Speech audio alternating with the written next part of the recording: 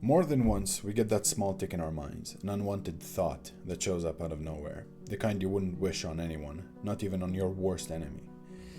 It happens in the quietest moments. You pick up a knife next to your mother or someone important to you, maybe to help in the kitchen, cut some vegetables, and the thought hits you. I could end it right here, with this knife. It would be so easy. And in your mind, you start to see it, the blood, how it would happen, sometimes in vivid detail. Even if it only lasts a second, it terrifies you, because you love that person. So why would you think something like this? Only crazy people have thoughts like this, right? You can't talk to anyone about it too. They'd think you're dangerous.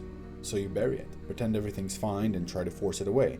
But it lingers, sometimes for days, sometimes for weeks, no matter how much you wish for it to go away. Even your AI at this point tells you to go to therapy. I can't count the number of times I've punched myself in the chest over thoughts like this. I was scared I was going crazy. I didn't want to go to therapy because I was afraid I'd be labeled as insane by my therapist, by my family, not to mention the cost of long-term treatment. But the thought kept coming, and I really did think something was wrong with me. The more I learned about the brain, though, the more I realized something. That thought, the one where you imagine hurting someone you love, is actually natural. There's nothing wrong with you. I know.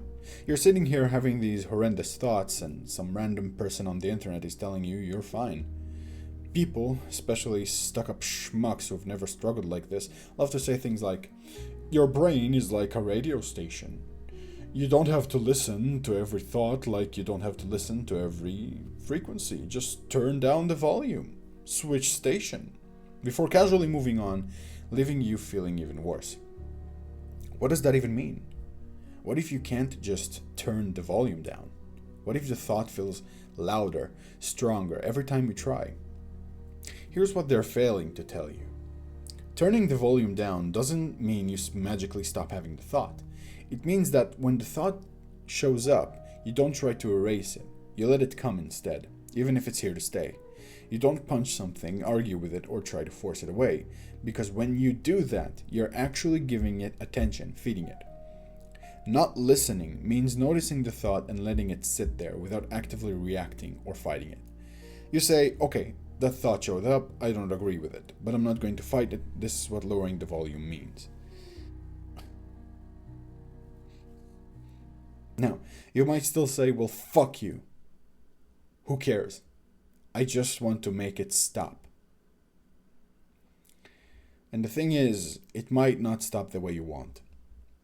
Even when you understand it, even when you accept it. It might repeat itself more than once. And if knowing that it might come back makes you anxious, angry, or overwhelmed, that's okay. That thought is a sad one. You're allowed to be sad. You're allowed to cry over it. It is sad, especially when it feels like your brain is working against you, like it's trying to hurt you. It's hard. But I want you to understand this. Whether or not you agree with a thought, it's still just a thought. It came from your brain. But that doesn't make you guilty for having it. It doesn't make you broken. It doesn't mean something is wrong with you. In fact, the reason it hurts so much is because you care so deeply.